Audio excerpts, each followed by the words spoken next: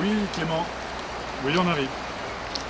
Bonjour, aujourd'hui on va dans le Céronais, du côté de Castelnau-Durban. On va parler de l'économie sociale et solidaire avec Clément Chansonnotte. Il va nous parler des SCOP et des SIC surtout.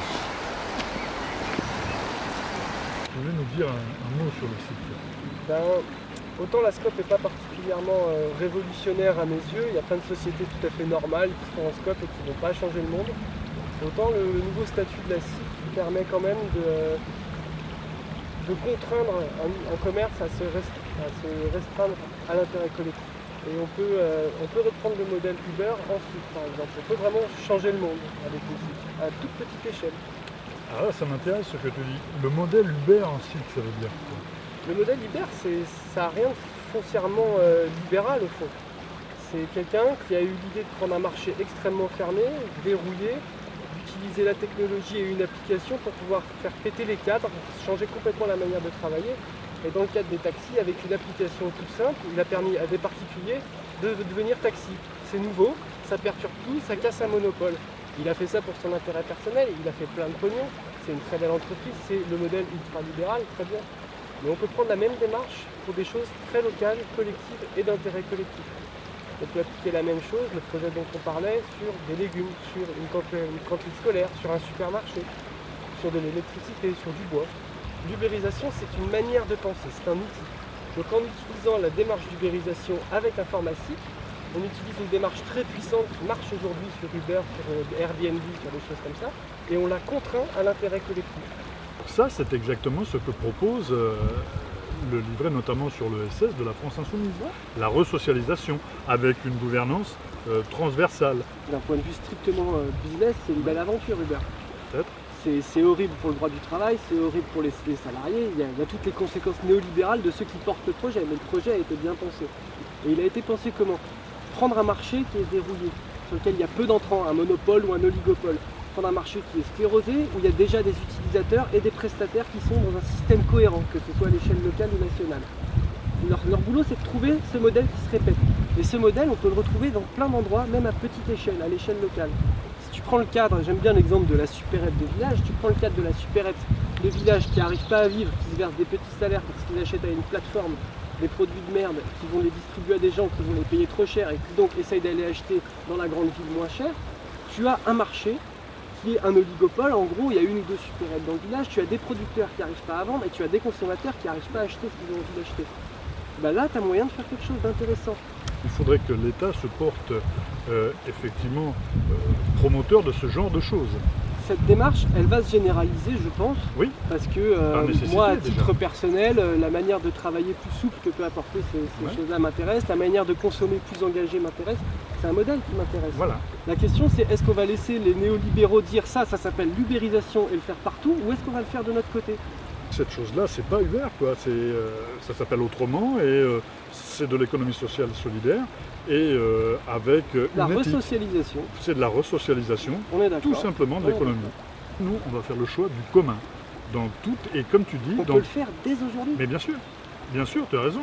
Et l'ESS, elle est quand même souvent restreinte à des parties marginales de l'économie. Tu as raison. Et là, on parle d'une méthode qui peut être appliquée au cœur de l'économie quotidienne des gens, quoi, de la production et de la consommation de tout, tous les jours. Mais tu as raison, mais si elle est, comme tu dis, cantonnée, l'ESS, l'économie sociale et solidaire, à certains secteurs d'activité, c'est parce que les gouvernements successifs l'ont cantonné là. La dernière loi de 2014 de Hamon, c'était de dire oui, on va promouvoir l'ESS, mais c'était surtout une manière pour eux de dire nous allons nous désengager de certains services publics que nous devrions avoir, notamment vis-à-vis des personnes âgées. Si c'est pour essayer de moraliser le capitalisme, ça ne peut pas. Il faut qu'il y ait une éthique derrière, et tu l'as très bien dit avant. L'éthique principale, c'est l'intérêt commun. Les statuts d'une SIC qui sont extrêmement formels. Ouais. L'intérêt collectif, il est dans le nom, société coopérative d'intérêt collectif. La non-lucrativité, elle peut être statutaire.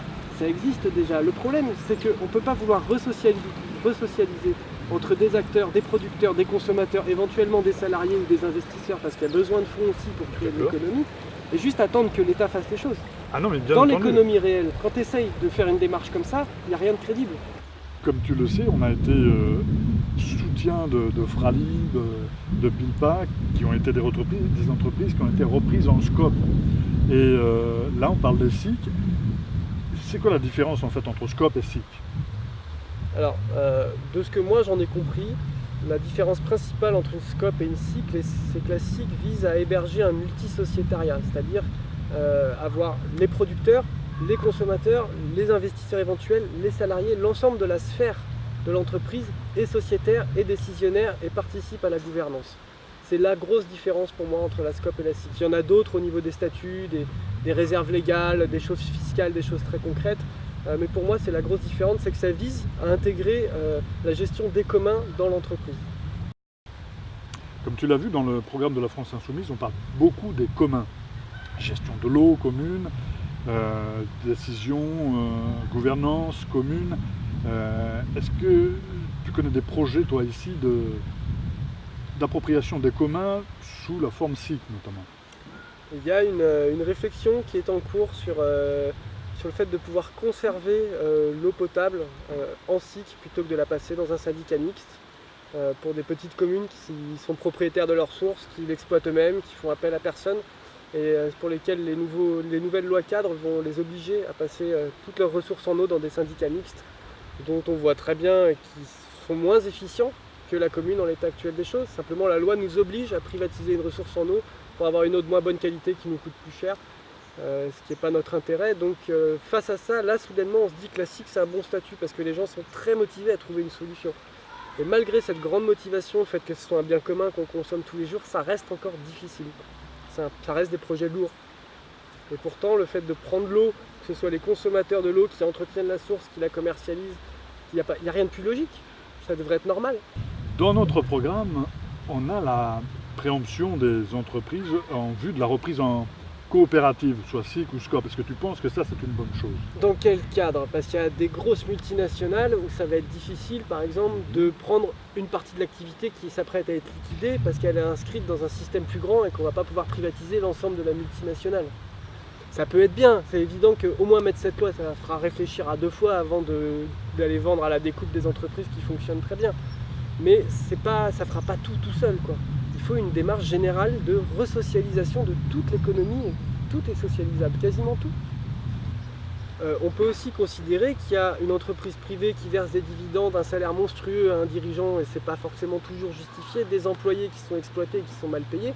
On peut aussi considérer que par tranche, on va resocialiser ça. Cette économie, cette activité, cette entreprise, il y a un marché. Il y a des gens qui produisent, il y a des gens qui consomment, il y a une entreprise, il y a un savoir-faire. On n'a pas besoin du patron. On peut en mettre un autre qui soit d'accord à travailler en SIC. Alors je dis pas qu'on va resocialiser Renault demain, mais on peut faire tellement de choses avant de s'attaquer aux 5% de grosses multinationales. La majeure partie de l'économie, du PIB, de la vie des gens, elle est autour de nous. C'est des choses simples qui peuvent être socialisées demain. Une entreprise comme eBay par exemple, c'est une entreprise américaine qui en France fait vivre beaucoup de gens. Il y a beaucoup de gens qui dépendent des revenus qu'ils gagnent sur eBay. Tu pourrais tout à fait générer un site internet qui soit le même qu'eBay, qui soit propriétaire des vendeurs, des acheteurs, des salariés et créer une SIC où le bien commun, ça soit la possibilité de contacter, de réunir vendeurs et acheteurs. Et au lieu d'avoir des commissions qui financent des actions, des dividendes et des salaires, on aurait une commission juste qui finance plus de travail, des meilleures conditions de travail, des meilleures conditions pour les acheteurs et pour les vendeurs. C'est simple, il suffit de le faire. Ce que je veux porter comme discours, c'est que les SIC aujourd'hui sont applicables maintenant à 80% de l'activité économique. Pourquoi se faire chier sur les multinationales? Contentons-nous de prendre les supermarchés, les stations-service, le commerce de bois, le commerce de matériaux de construction, le BTP, le ramassage des ordures. On le socialise demain sur mon village, le ramassage des ordures. On crée une SIC avec les usagers, les camions poubelles, les éboueurs et le département qui finance ça. Et on saute toute la mafia qu'il y a autour. C'est simple, ça fonctionne, c'est fait demain.